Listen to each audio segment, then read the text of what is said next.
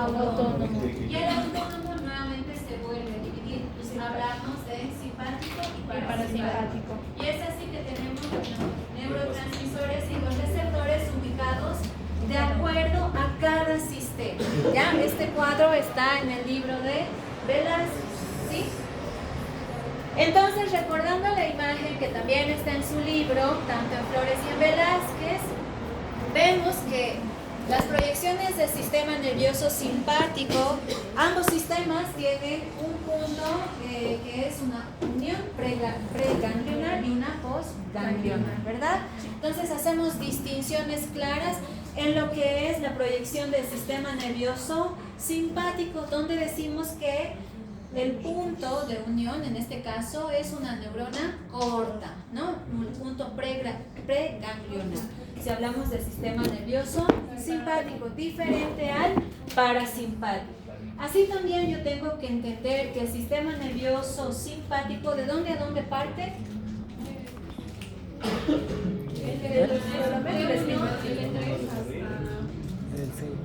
Desde el T2 hasta L3, ¿no ven? En cambio, ojo, eso es el sistema nervioso simpático.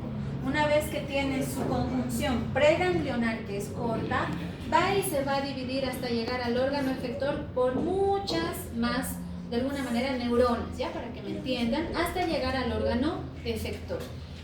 Esa unión es más larga, la postganglionar, diferente al sistema nervioso parasimpático, ¿sí?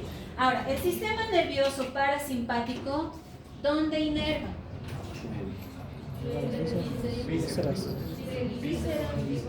El nervio a cargo es el vago, ¿no? Cardio gastroentérico.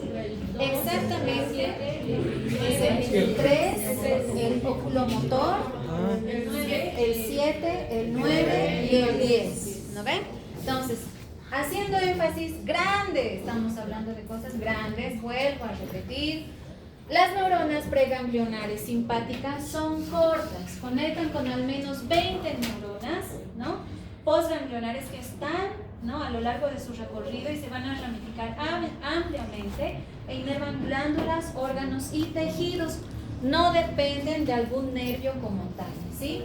En cambio, si hablamos del sistema nervioso parasimpático, este posee generalmente largas neuronas preganglionares que hacen sinapsis con una o dos neuronas postganglionares que son cortas, ¿sí? Que son cortas. Hasta ahí van dos diferencias, ¿ya? Vamos más adelante. Vuelven a dividirse y cada uno tiene su neurotransmisor por excelencia. Si estamos hablando del sistema nervioso simpático, ¿cuál es el neurotransmisor por excelencia? Del parasimpático. Ya, entonces vamos repasando. La acetilcolina en este caso es el neurotransmisor de todas las fibras autónomas postganglionares, pero en este caso más para parasimpáticas, ¿no? Postganglionares, las que inervan la médula suprarrenal y las somáticas. Pero algo de entender, miren todo esto, por todo ello, todas estas fibras se denominan colinérgicas y eso va a ser el tema que vamos a avanzar este día. Los fármacos miméticos que mimetizan la función colinérgica a nivel del sistema nervioso parasimpático. Pasamos.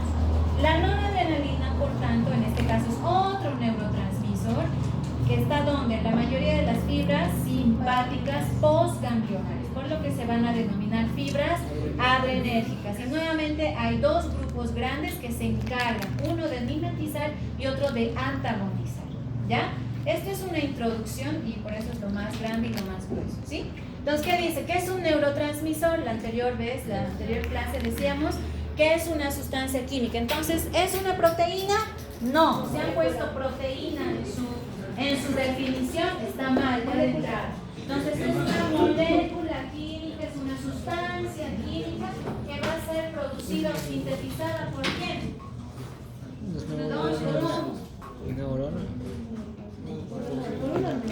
Por la misma neurona, dependiendo si estamos hablando de acetilcolina, por ejemplo, que vamos a ver hoy, cómo se sintetiza y demás, La mayoría de los neurotransmisores pues están sintetizados por las mismas neuronas, dependiendo si es de la mitocondria, citoplasma, ¿no? Y se van uniendo. Nos vamos más adelante. ¿Qué pasa?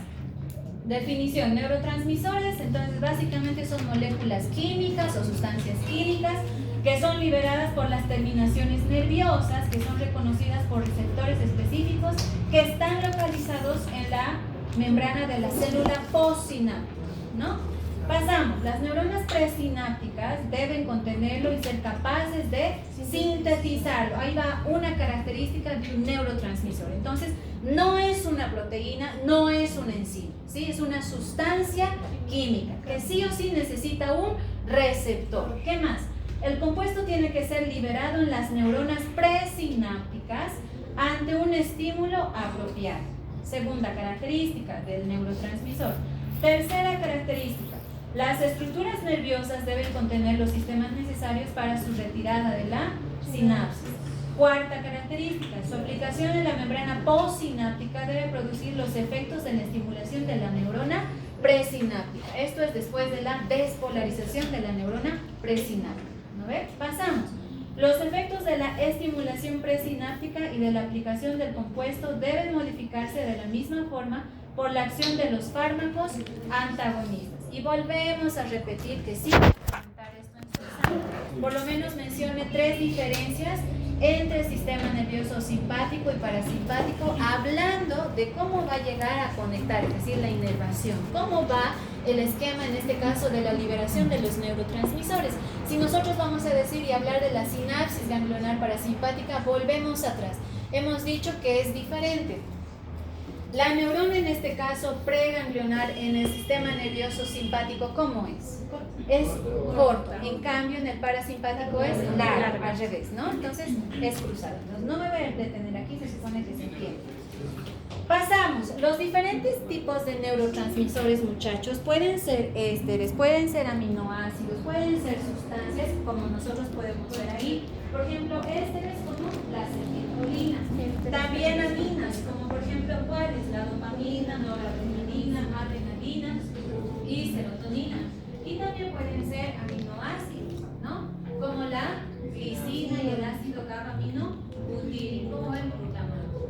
Algunas neuronas en este caso van a liberar también neuropéptidos, como que el péptido triáceo, la sustancia P, el polipéptido nutricional, el vasoactivo. Entonces, todos esos son neurotransmisores, ¿no? Todos esos. Entonces, yo puedo preguntar cómo se clasifican los neurotransmisores: ésteres, aminas, aminoácidos y péptidos, ¿no? Neuropéptidos. Pasamos. La neurotransmisión colinérgica, entonces, en este caso es como un resumen, y está en el libro de Velázquez, ¿ya? Si ustedes leen, vamos a entender que la neurona presináptica, en este caso esta es la terminación de la neurona presináptica y esta es la parte postsináptica, ¿sí? Entonces nosotros entendemos y sabemos que para formar la acetilcolina yo necesito de 2 componentes, ¿no? Uno que es la acetil-CoA, ¿no? Y la colina. Pero ¿dónde y cómo se sintetiza la acetil y la colina? El metabolismo de la glucosa. Viene como remanente, pero algo más. ¿Qué has dicho? ¿El metabolismo de la glucosa? Del metabolismo también de la glucosa. No, en cambio la acetilcoenzima A Eso es de la del metabolismo de la glucosa. No vamos a confundir eso, ¿sí? La acetil. Entonces, uno es sintetizado por la misma neurona, por la mitocondria, ¿no? Y el otro por lo que ha dicho su compañera, por el metabolismo, ¿sí? Entonces, una vez que se unen, nosotros necesitamos un transportador, ¿verdad? Ahí tenemos el transportador, que es lo que forma y empieza a formar las vesículas. Se acumula en la terminación nerviosa y esta, por el estímulo, pues, se libera, ¿sí? Pero para su liberación se ha descubierto que hay fármacos también que pueden llegar a inhibir cierto tipo de actividad. Uno de ellos que va a inhibir directamente es el besamicol. Otro que va a inhibir de alguna manera es la toxina botulínica. Y que si yo uso grandes cantidades, ¿qué tipo de flacidez voy a provocar? toxina botulínica. Flácida, la parálisis flácida, ¿sí? Clostridium tetani es la espástica, ¿no? No se confunda. Si hablamos de la toxina botulínica como tal, ¿cuántos tipos hay?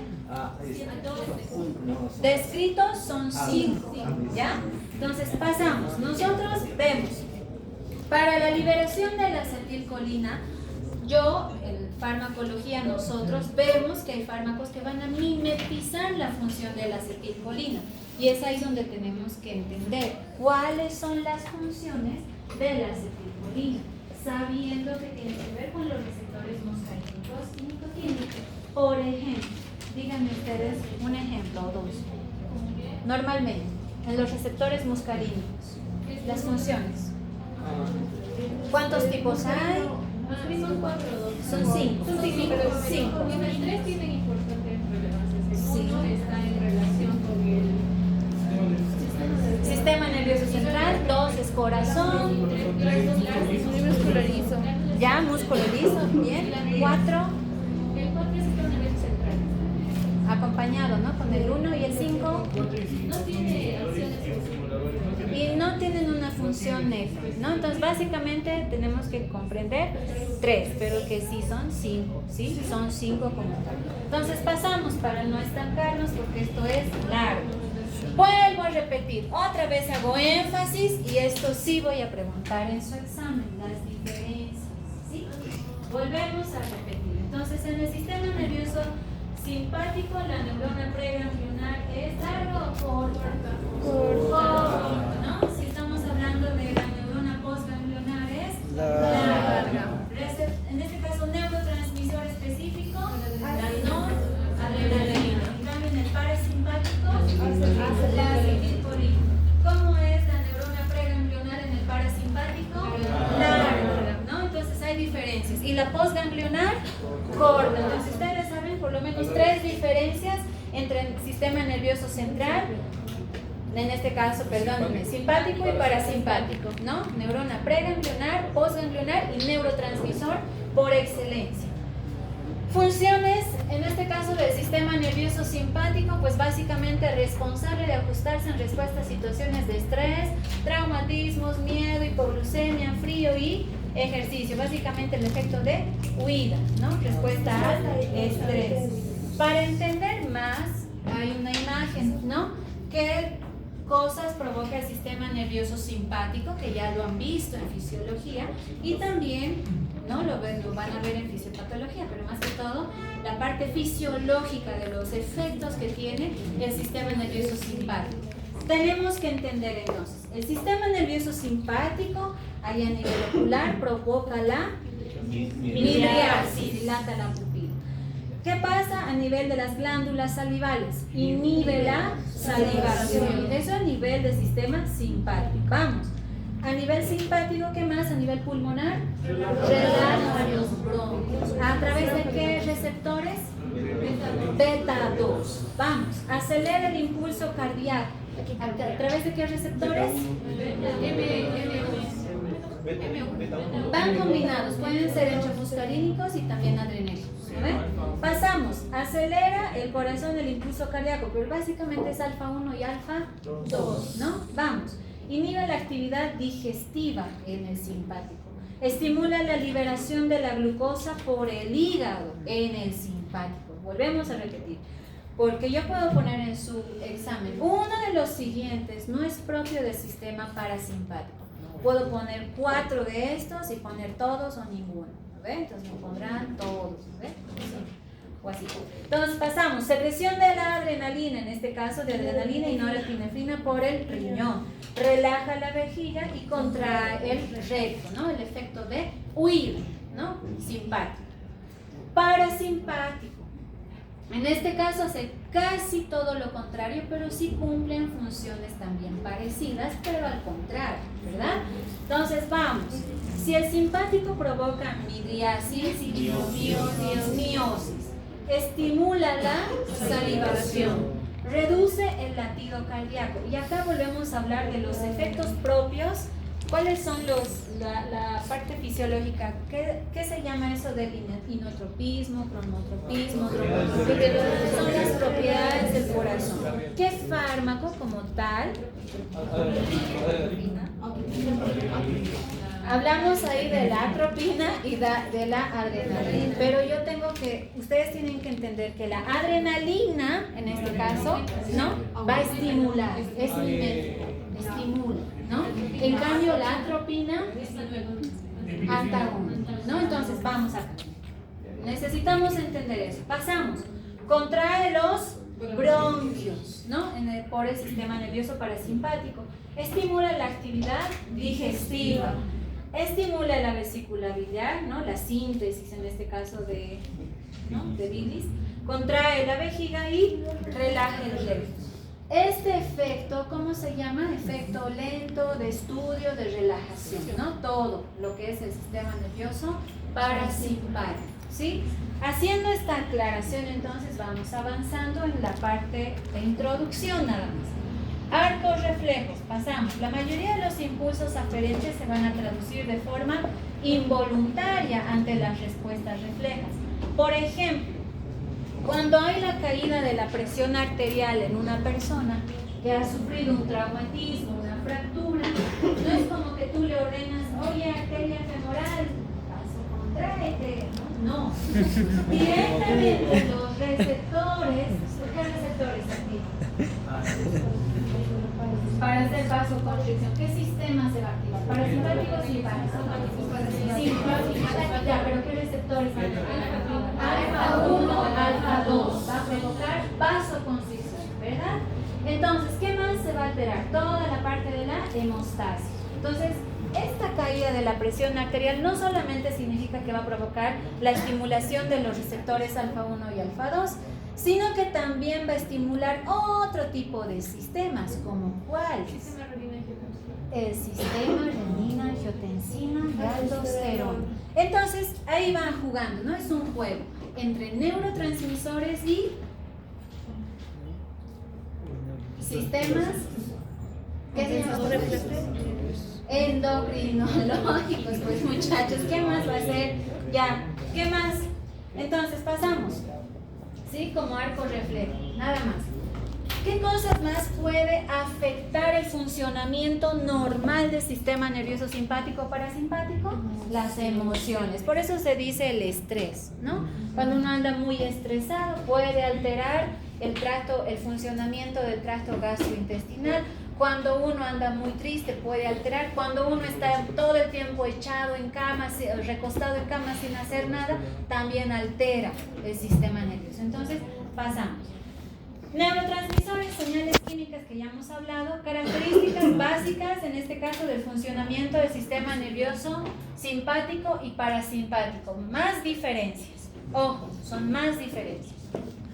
Aparte de las fibras preganglionares, postganglionares, las neuronas preganglionares son colinérgicas. En este punto se igualan, ¿no? Pero ya en las postganglionares, no, uno es diferente. Uno es adrenérgico y el otro es colinérgico. Las fibras nerviosas, como hace un rato mencionábamos, ¿no? Nacen en la médula, en este caso T1, dice según el cuadro, según la bibliografía que hemos leído, es desde T2 hasta L3, ¿no? En cambio, las fibras nerviosas del sistema nervioso parasimpático son de 3, 5, 7, 9 y 10. Casi todas las terminaciones van a secretar noradrenalina, las terminaciones secretan acetilcolina. Receptores adrenérgicos en su mayoría son alfa y beta, en cambio que en los colinérgicos son muscarínicos y nicotínicos. Los ganglios en este caso son de gran tamaño, los ganglios de este caso son más pequeños. Vigilia, sueño, reacción de lucha, oída, y reacciones basales, estudio, lectura, de descanso, ¿no?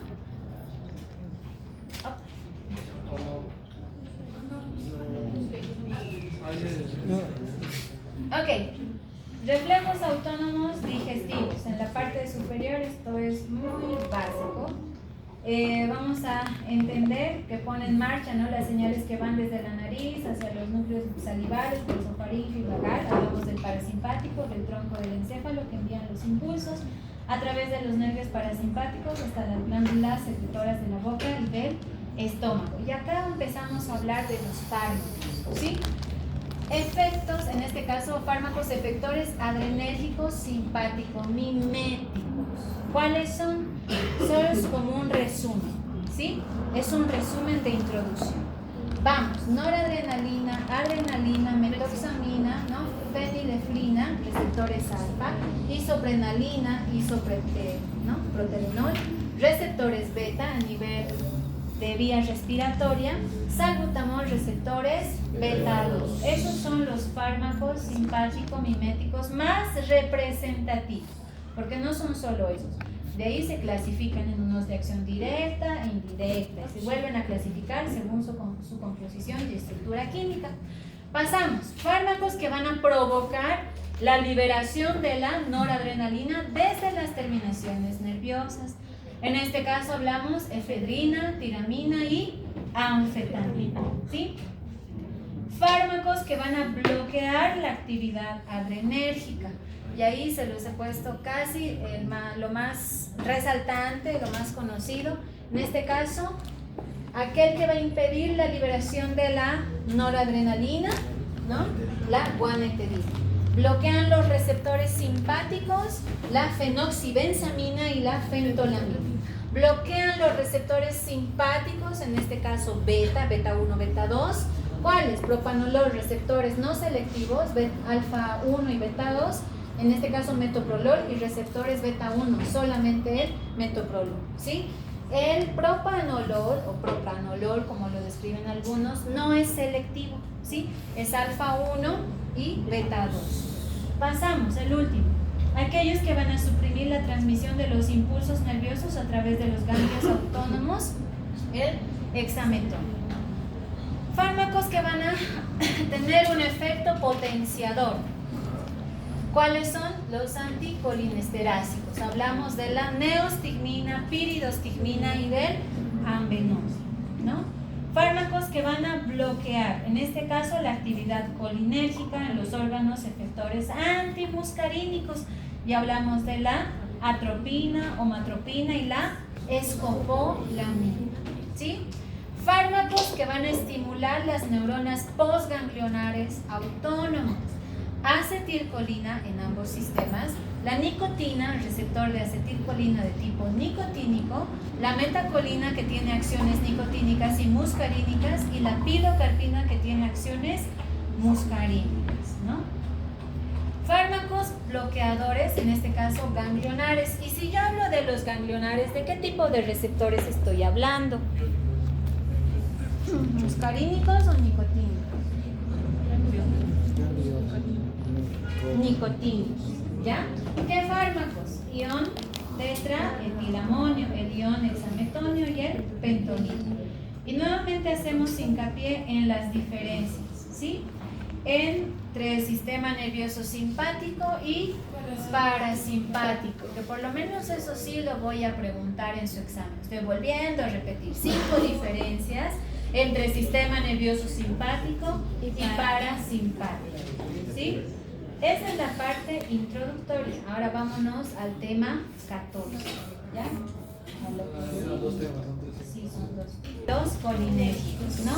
Entonces, ustedes, yo estoy segura que han visto el video de David Vargas, y volviendo a recordar eso, quiero mostrarles la siguiente imagen que corresponde a este doctor.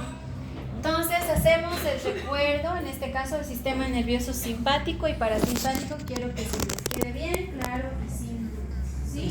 Neurotransmisor por excelencia del sistema nervioso simpático. ¿Cuál es? ¿No ve? ¿Y parasimpático? Pasamos. Fisiológicamente simpático, lucha, huida, estrés. Hablamos del parasimpático, descanso, alimentación, estudio. ¿Cuáles tienen que ver con los receptores muscarínicos y nicotínicos? ¿Simpático o parasimpático? Parasimpático, ya, cuidado se olvida. Entonces, dentro de la historia hablamos de 4 hongos, ¿sí? Hablamos uno del primero que se ha descubierto en 1869 y es la manita muscaria, que antiguamente las tribus, más que todo africanas, la usaban para entrar en, supuestamente, si ellos alucinaban, si ellos veían visiones, eran considerados como dioses, ¿no? Chamanes. Pasamos con el Pilocarpus, ¿no? Otro tipo de planta. Pero antes, muchachos, actualmente todos estos fármacos los llegamos a usar, las plantas ya procesadas y todo lo que ya sabemos, los llegamos a usar, sí. Por ejemplo, ¿en qué casos vamos a usar la fisostigmina?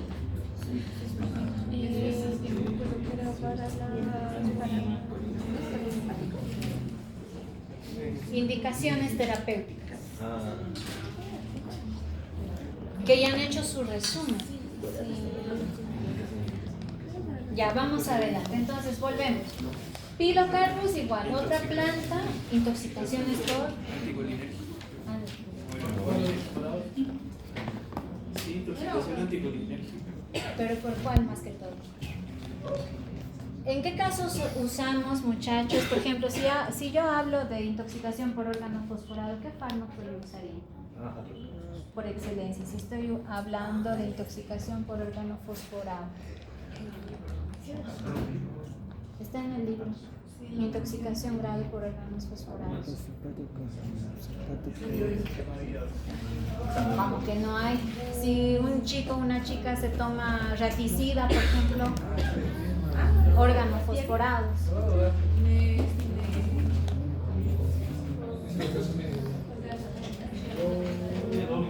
Sí. No sé si estoy bien, pero carbón activado podría ser una opción. Ya una opción, pero esa es lejana, ¿sí? Otra paratión, pero casi siempre usamos como primera línea atopía. Sí. Estamos preguntando. Ya, pasamos. Entonces, volvemos a hablar. Pilocarpus, en este caso, igual otra planta descrita, que ya si... según la historia dice, ¿no? Si la persona tomaba y sobrevivía tanto con el Pilocarpus o la fisostigmina, estaba diciendo la verdad a pesar de ya haber sido condenado, ¿no? Actualmente se sabe que ambas plantas de alguna manera provocan mucha salivación. ¿Qué es lo que provoca? La estimulación del sistema nervioso parasimpático, ¿no? Entonces pasamos. La otra planta, en este caso la tetraetilpirofosfato, de igual manera, ¿sí? Tienen que ver mucho con la salivación. Entonces, dentro de la historia tenemos como primer hongo encontrado la manita muscaria, ¿sí? La manita muscaria. Pasamos. Y una vez haciendo el recordatorio, necesitamos entender que estos fármacos parasimpático-miméticos tienden a provocar también reacciones adversas, ¿sí? Pero para entrar a ese aspecto tenemos que volver a recordar cómo se sintetiza la acetilcolina.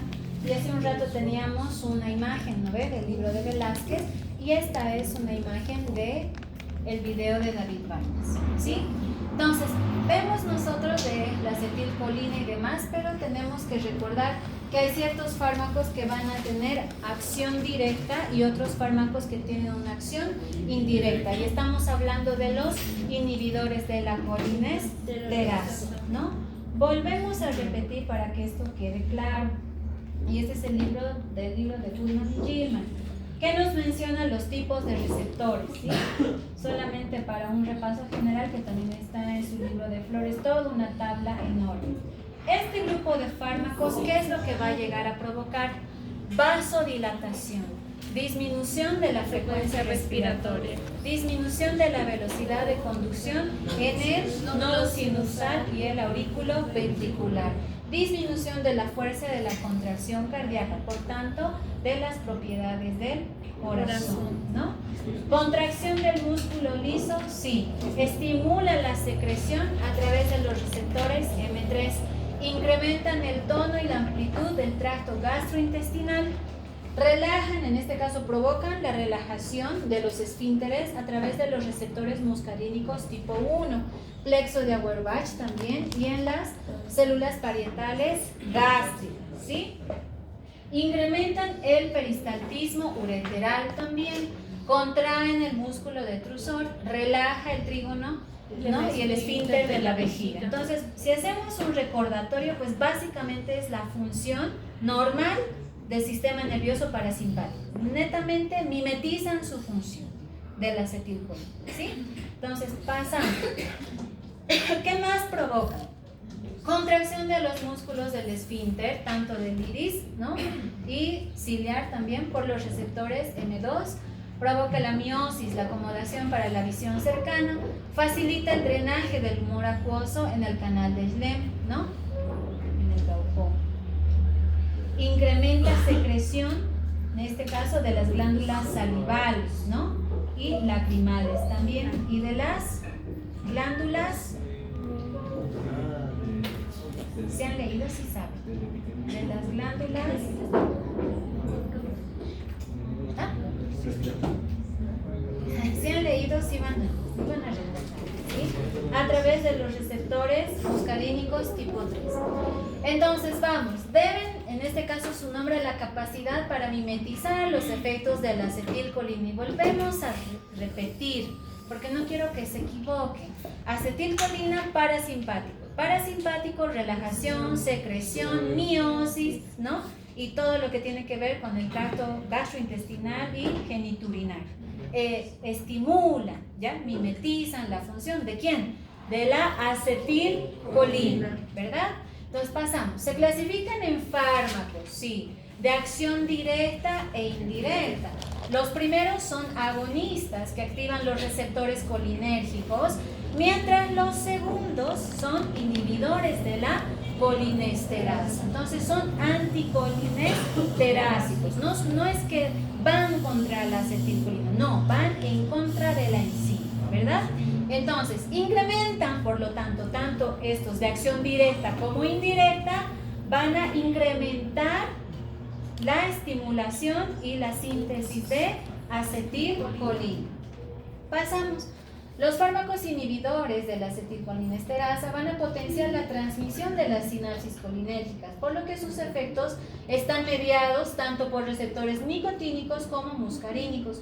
En cambio, los colinamiméticos de acción directa pueden actuar selectivamente sobre los receptores nicotínicos. Entonces, hay otra diferencia entre fármacos de acción directa e indirecta, ¿no?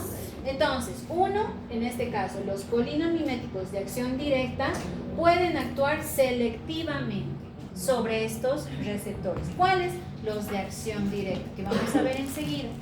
Por su acción estimulante del sistema nervioso parasimpático, también son conocidos como parasimpático miméticos, ¿sí? Mecanismo de acción indirecta y directa. ¿Cuál es la importancia? Y esto yo sé que lo han visto y solo es un resumen, ¿sí? Entonces, indicaciones para que sea así puntual. ¿Para qué yo uso este grupo de fármacos? Indicaciones específicas. Ilio postoperatorio. ¿Qué es el ilio postoperatorio? ¿Cómo se manifiesta clínicamente? ¿Qué me dice el paciente? Constipación.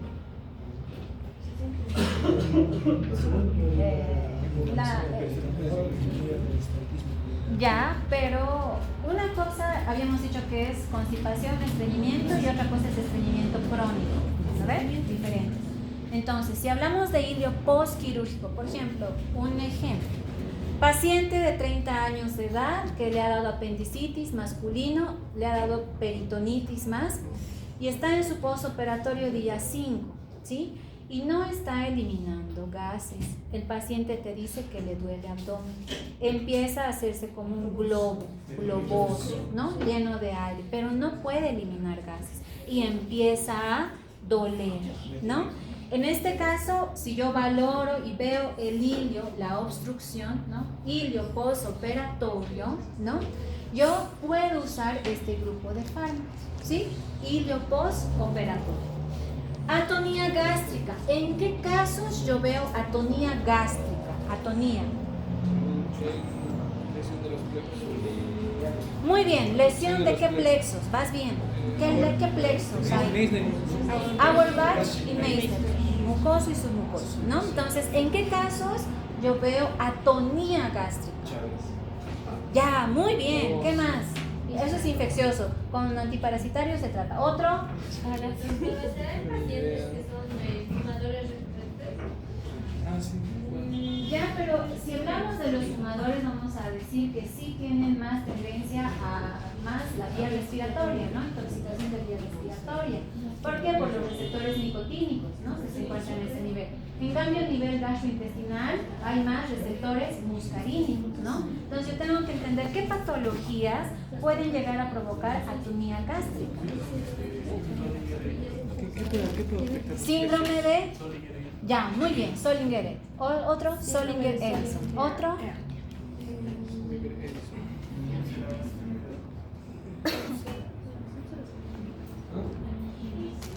Atonía gástrica, muchachos, no es solución.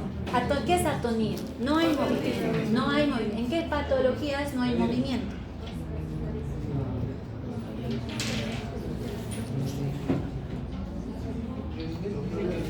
¿Podría ser una parálisis inducida por otro fármaco? Parálisis, no por otro fármaco, pero sí hay neoplasias. ¿Sí? Neoplasias. También, ¿sí? Una inflamación de la pared de la mucosa gástrica. ¿Sí? Entonces, atonía gástrica. Otro, esofagitis por reflujo. Si yo sé que el músculo liso, ¿qué tipo de receptores tiene? Muy bien, M3. Entonces, ¿qué provoca? Contracción del músculo liso. Si yo tengo esofagitis por reflujo, dar miméticos, en este caso parasimpático miméticos, me ayudan. Porque siempre, ¿no? La contracción tiene que ser inferior. Pasa por el esfínter esofágico inferior, superior y todo lo que ya sabemos. Pero si yo tengo que mi esfínter, ¿no? Mi esfínter está dilatado por la enfermedad por reflujo gástrico, yo puedo usar parasimpático miméticos. ¿En qué patología?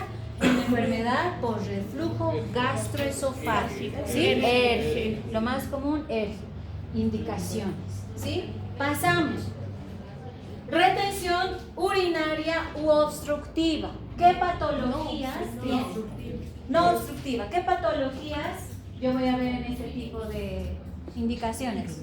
Retención urinaria no obstructiva. No estamos hablando de hiperplasia benigna de próstata. Entonces, esa es la obstructiva. En esa no hay que dar. No hay que dar. En la no obstructiva. Generalmente son postquirúrgicos, ¿sí?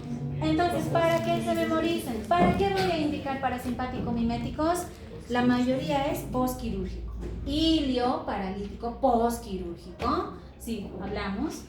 Atonía gástrica, retención urinaria no obstructiva, ¿no? Que ustedes hayan hecho ya la cirugía y todo, pero nuestro paciente no puede orinar, no puede relajar el esfínter. Yo uso esta, ¿no? Este grupo de fármacos. ¿Qué más? ¿Qué es serostomía? Boca seca. Ya, boca seca. Miosis. ¿En qué patologías? Alteraciones neuronales. No,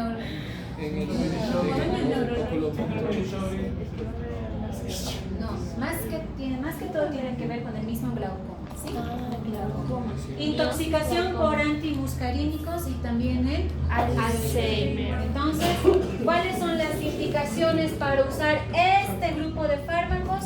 Si ustedes ven, postquirúrgico, ilio postoperatorio, pasamos retención urinaria no obstructiva. Si ustedes quieren memorizarse mejor, ¿no? Entender que viene toda la parte gastrointestinal, más ocular y la secreción de vías urinarias y salivales. Netamente toda la función del sistema nervioso parasimpático, no hay dónde perder, ¿sí? Para seguir entendiendo, entonces vamos a hablar de los receptores colinérgicos y volvemos a mencionar ya en su libro tanto de Flores como de Velázquez, y este doctor muy bravo porque lo ha sintetizado de manera sencilla los 5 tipos de receptores muscarínicos, aunque haya falta de la parte ganglionar, porque es receptores nicotínicos neuronales, musculares y ganglionales, ¿no? Entonces vamos, M1. Y si nosotros vamos a ver dónde está más que todo ubicado el tejido gastrointestinal y sistema nervioso central, ¿no? ¿Qué estimula? ¿Cuál es la función? Secreción gástrica y memoria, lo que hace un rato decían sus compañeros, ¿sí? M2, ¿ubicación dónde? Corazón, músculo liso y sistema nervioso central. Función, disminuye la función cardíaca. 3. Ubicación, músculo liso y glandular. Función, contracción y secreción. Relajación del músculo liso, estimulando la síntesis y liberación del óxido nítrico. ¿Qué más? M4 y M5, como hace un momento sus compañeros mencionaban, si bien no son muy importantes, están y se encuentran, ¿sí? ¿Qué tienen que ver? ¿Dónde se ubican? Más en el sistema nervioso central. Y la función aprendizaje, memoria, ¿sí? Si hablamos de los receptores nicotínicos neuronales y musculares, ¿dónde más que todo entonces se van a encontrar? Ahí mismo dicen. Musculares. Ya, espero que no se olviden porque el examen ya luego llegan destruidos. Ya no se acuerdan de nada. ¿Ya? Neuronales, musculares y ganglionales. Entonces, acción directa e indirecta y se vuelven a clasificar. Bien bonito ustedes. Vean esta clasificación y está en sus libros también. Pero tienen que leer porque también tiene errores. ¿Ya? Tiene errores y uno cuando lee los va corrigiendo. Entonces, vamos. Se clasifican en 2 grupos, hemos dicho. Unos que son de acción directa y otros que son de acción indirecta. Los de acción directa se vuelven a clasificar, ¿no? De acuerdo a donde vayan a actuar receptores muscarínicos o nicotínicos. Si hablamos de los muscarínicos, se vuelven a clasificar en ésteres de la colina y en alcaloides. Entonces, como ésteres de la colina, ahí están todos: acetilcolina, carbacol, betanecol y metacolina, ¿no? Ésteres de la colina, toditos es col, ¿no? Col. Alcaloides, propiamente dichos, en pilocarpina y muscarina, ¿sí? Muscarina. ¿Cuáles son los que van a actuar en receptores nicotínicos? También la acetilcolina y el carbacol. Entonces la acetilcolina y el carbacol actúan frente a receptores M y N, ¿no? Muscarínicos y nicotínicos. ¿Entendido? Pasamos a algo más sencillo todavía. De acción indirecta. Inhibidores propios de la colinesterasa que se vuelven a clasificar según su efecto. Si tienen y son de acción corta, intermedia o prolongada, ¿sí? Vamos, ambos llegan a actuar en ambos receptores. Vamos de acción corta o alcoholes simples también, que pueden ser o de acción reversibles e irreversibles también. Si hablamos de los de acción corta, de acción reversible, tenemos al edrofondo, ¿no? Edrofondo. Acción intermedia, ¿no? Acción en 6 horas. Carbamatos también conocidos. Piridostigmina, neostigmina y fisostigmina, que también son de acción reversible, ¿sí? Entonces yo puedo colocar uno de los siguientes inhibidores de la colinesterasa, tiene acción prolongada, ¿no? Y ustedes ven ahí órganos fosforados. ¿Entendido? Sí. Mucho cuidado, mucho ojo con eso, ¿sí? Y por último, la terapia para Alzheimer, donepezilo, ribastigmina y la galantamina, ¿sí? Galantamina.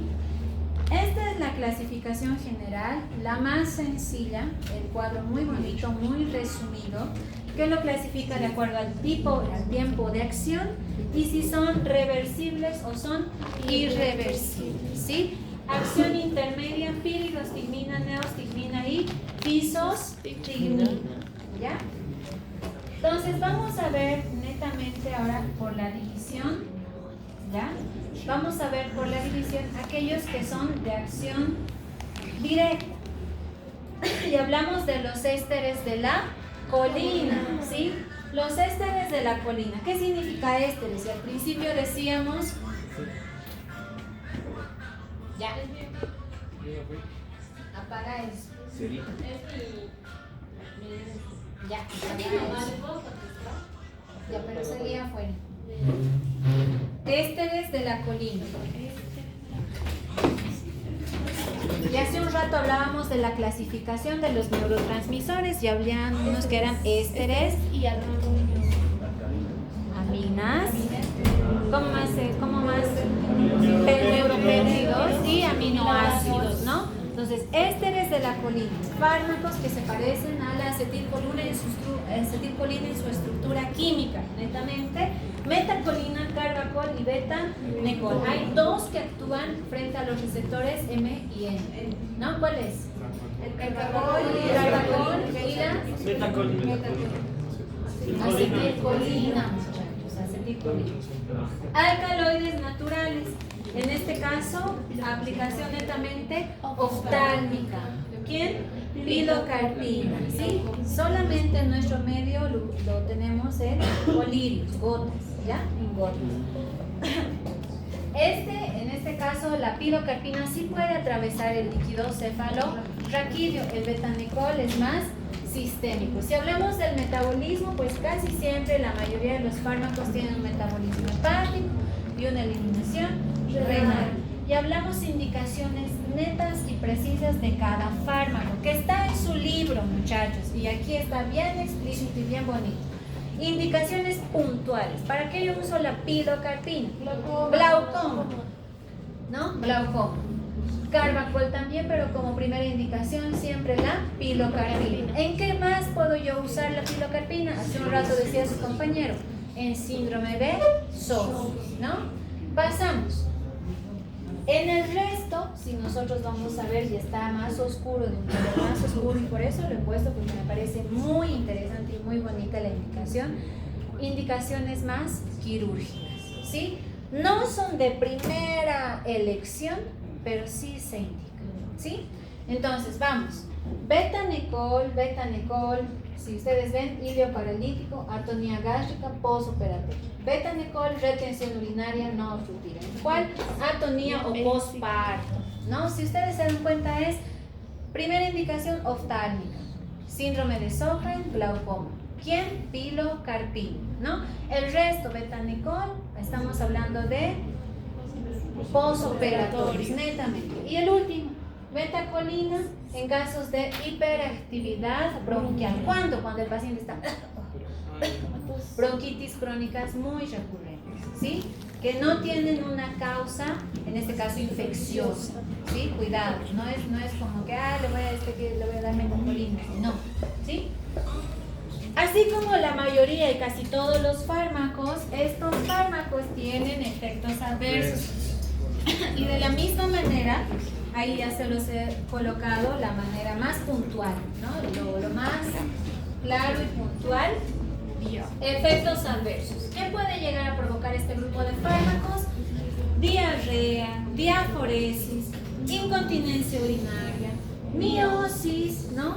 Broncorrea, broncoespasmo, bradicardia, lagrimeo, emesis y salivación. Entonces, efectos adversos, ¿qué son? La exacerbación del sistema parasimpático, ¿no? Esa netamente es los efectos adversos, ¿sí? Entonces, si yo digo, escriban 5 efectos adversos, ¿no? De los parasimpáticos de acción directa, ¿no? De acción directa, ¿ya? Pasamos. Inhibidoras de la colinesterasa. Reversibles e irreversibles. Reversibles, alcoholes simples y derivados carbánicos, ¿no? Irreversibles, compuestos organofosforados. Pasamos igual a la explicación, que es más bonita. Alcoholes simples. Edrofron, ¿sí? Aplicación vía endovenosa, sí. Carbamatos, en este caso sí son los más usados de este grupo. Ok. Fisostigmina, neostigmina y piridostigmina. Y órganos fosforados, todos. Imagínense que se puede llegar a unir más de 100 horas.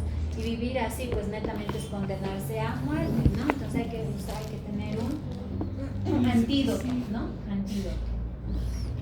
Pasamos. ¿En qué casos, indicaciones puntuales, voy a usar el edrofonio? Que es un inhibidor de la acetilcolinesterasa. Edrofonio.